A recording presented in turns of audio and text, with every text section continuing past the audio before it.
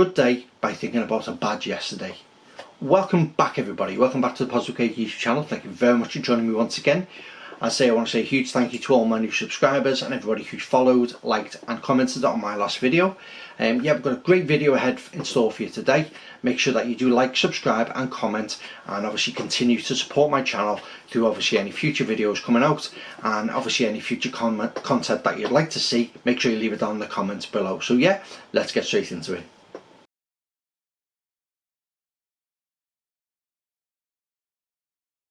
Hello. So yes, let's talk about the topic of let's not ruin a good day by thinking about a bad yesterday. What does that mean? Now, one of the things that as we we move along in life, it's easy for us to think about the bad experiences, thinking about we get home from work or we get home from college or uni, whatever, and think, oh, I've had a terrible day, everything's gone wrong, everything that could go wrong went wrong for me today.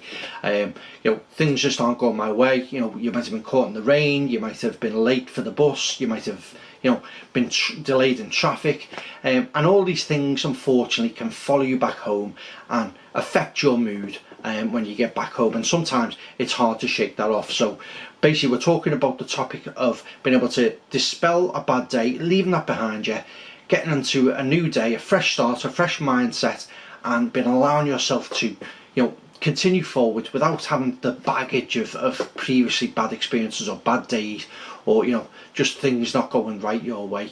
So yeah, today we're going to be focusing a lot on that and what that means to us and how we can get in the right frame of mind to make that happen. So first steps is we've identified there's been an issue.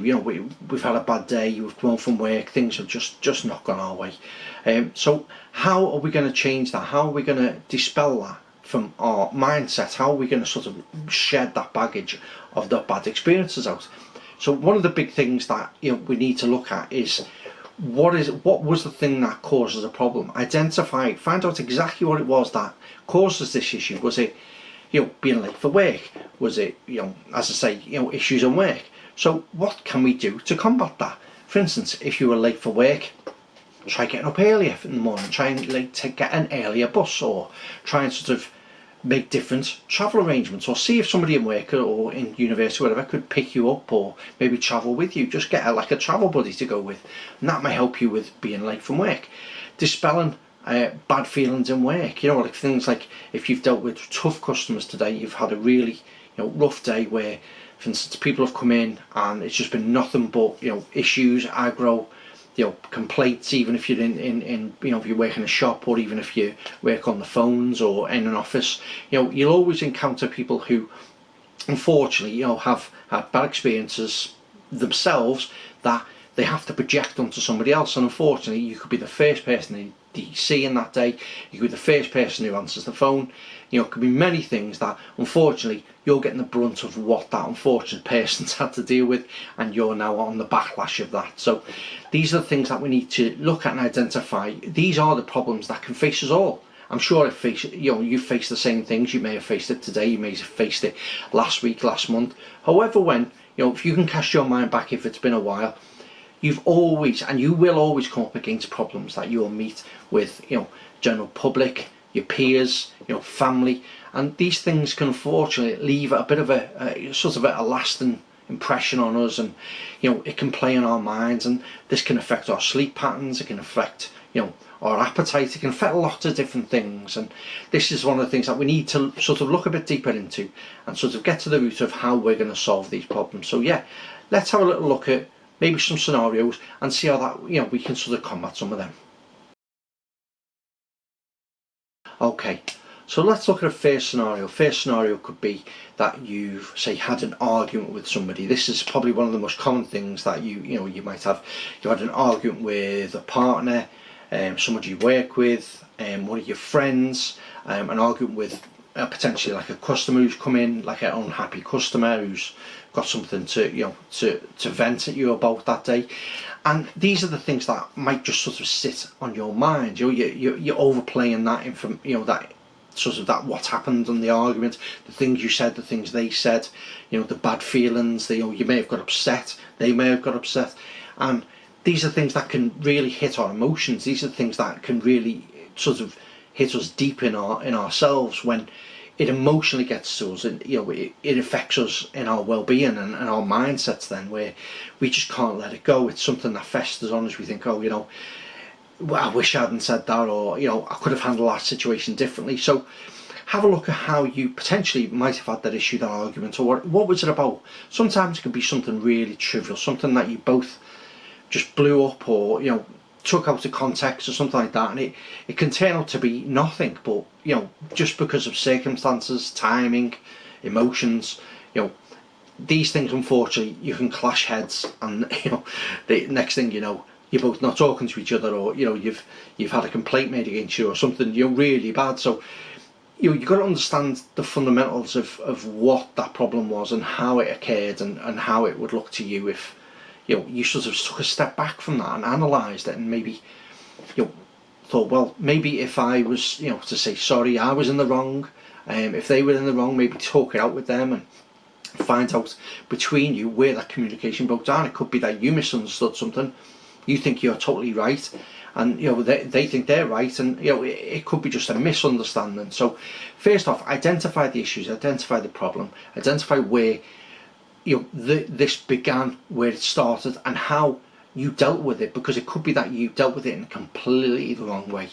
You may have, as you say, you may have been carrying a badge yesterday. You might have been thinking about, oh, I had a rough day yesterday, or if I get another customer like that again, or if I have another argument like that again, I'm just not going to take it, I'm going to explode. So sometimes your feelings can spill over onto other people's problems as well, which then, like anything, a bull in a china shop, it's a recipe for an argument or disaster. So make sure that we are looking at what those issues are, see how we can maybe take a step back and address them, maybe stop us doing it again.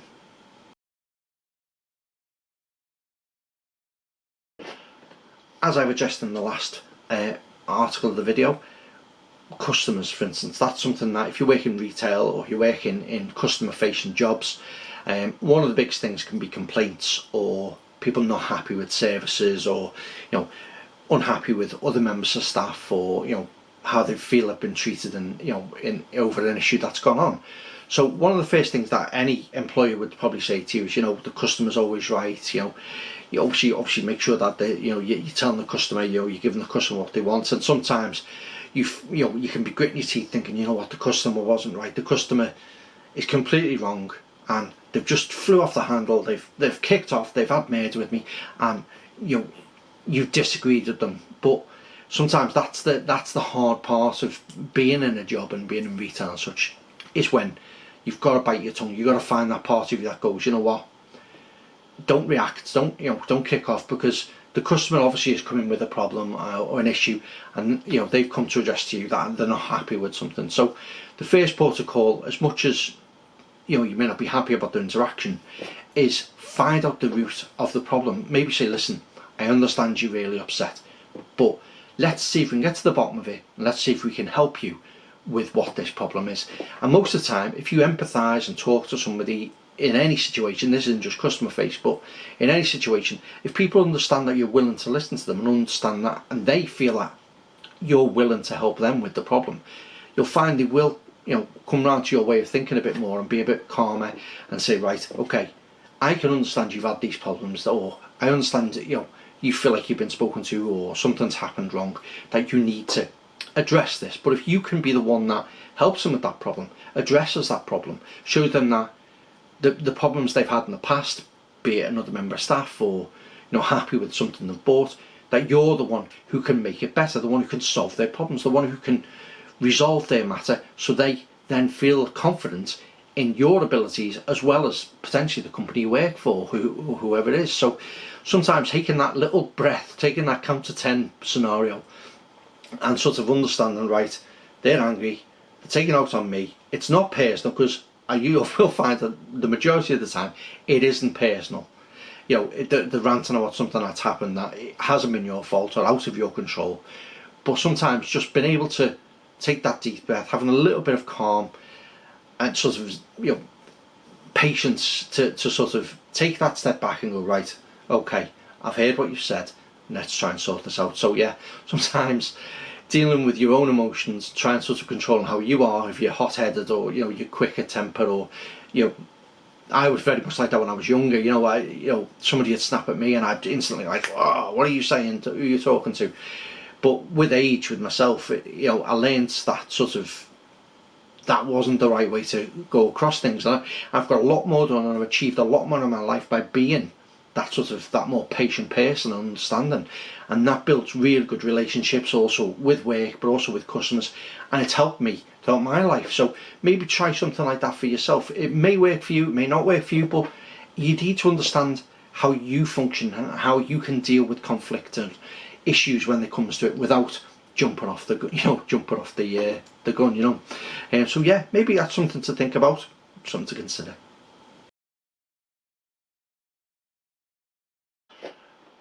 And probably one of the biggest ones is arguments with partners and family. That's probably one of the biggest ones that can emotionally get to everybody. If you have a tiff between your partner, your family, you have a big blow up. Because when talking about the last topic I mentioned was about customers and people coming in and complaining and such. When it comes to family, it's a different thing. There's emotional connection, there's that personal approach. So where you might be able to take a deep breath, and with somebody who's complaining about something, if it's something like a family member and they're shouting at you for something that potentially you didn't do, or something that they're overreacting about, it's easy for us to then react completely different and a bit more emotional, because there's that connection, that emotional bond between the two of you. And that's where sometimes some of the biggest problems can arise, especially if you've got a family, and the kids could be, as an example, the kids could be running wild, washing's piling up, and you feel like you're not getting any support or not any help, or and then tensions are high between the two of you, and next thing, takes the slightest thing and boom, it blows up into this huge argument, or an issue that potentially may have just been something that you might have just had a quick discussion about. Little things turn into huge problems. So addressing that issue with the emotional connection of who you're speaking to is also something that you need to sort of understand, because there's nothing worse that if you have an argument with a family member, and in some cases, in some families, in some relationships, that can push people apart, and people won't talk or hold grudges, and and the thing is with that is life is too short to hold a grudge. Being angry at somebody and falling out with somebody, going to bed on an argument especially, is one of the worst things you can ever do. So if you've had an issue, or an angry moment with a partner or family member, and really just look at it and think to yourself, is it really worth not talking to that person? Is it something that we could resolve if we were just because you don't want to back down, they don't want to back down. It could be that you're just both too proud to admit that you were both wrong, and sometimes taking that leap, being that stronger one to say, listen, I think I'm right, you think you're right, but this is ridiculous, us not talking, or us falling out, or us not talking to each other for a while. Sometimes life is too short. You need to understand that the friends, your family, the people you've got around you, they're present, they're right now, and sometimes they could be people that you'll know for all of your life, and when those people are gone, you won't be able to get that back. You won't have that connection that you used to have, and that's where sometimes regret can kick in. You wish you'd spoke to them sooner, you wish you spoke to them more, and that's where something that, if you don't understand the gravity, the weight and importance of keeping that connection, not losing that contact with somebody who probably means a hell of a lot to you, and could be your wife, your husband, your boyfriend, your girlfriend, your partner, a mum, a dad, a brother, a sister, could be anybody, your best friend. And sometimes something simple can strike right through the middle of a relationship in whatever context, and that can really stop you talking, or cause a rift. And sometimes life's too short. You need to understand that it's bigger for you to sit down with that person. It's bigger of you to then say, you know what, we're not talking, but this is ridiculous, we need to sort this out. Let's well, we've known each other for so long that we're just not going to talk to each other anymore. We're not going to we're going to throw away all our friendship or all our relationship or whatever. Sometimes talking is the most important thing, and if you don't, that's when things can slip away from you. So I'd probably say this is the most important aspect of this video, is sometimes the emotional arguments, the emotional bad days you have that you can dwell on, instead of thinking, you know what, today I'm not going to look back at a bad yesterday and let that ruin my today. I'm going to fix this, or even make roots, or try to, give an olive branch out and fix the issues that you potentially could have had with this person or persons or family or whoever, and get back to the way you were, because it is so important that you understand that. Sometimes bite your pride sometimes for the bigger picture, for the that long relationship, that friendship that you've had for so long, you don't want to just throw away over something simple. So understanding that, in yourself, letting that other person understand how you feel, communicating, having open lines of conversation. If you don't have that, it's easily lost, and when it's lost, it's gone forever in most cases. So that's something very important you need to understand, and maybe think about if that's something you're going through right now. It's something you've been through. You've lost touch with somebody. You're in the middle of an argument. You had an argument last night, yesterday, last week. Maybe reach out to that person and try and make amends. Try and make it better again, because I promise you that once that you rekindle that friendship again, or that relationship again, and you understand, it'll make you stronger, and it also helps them understand how you think, how you understand how they think, because talking is so so important, and if we don't do it, things can be gone forever. So yeah, I think that's probably really the most important thing you need to think about this video, and I hope that's helped, really do.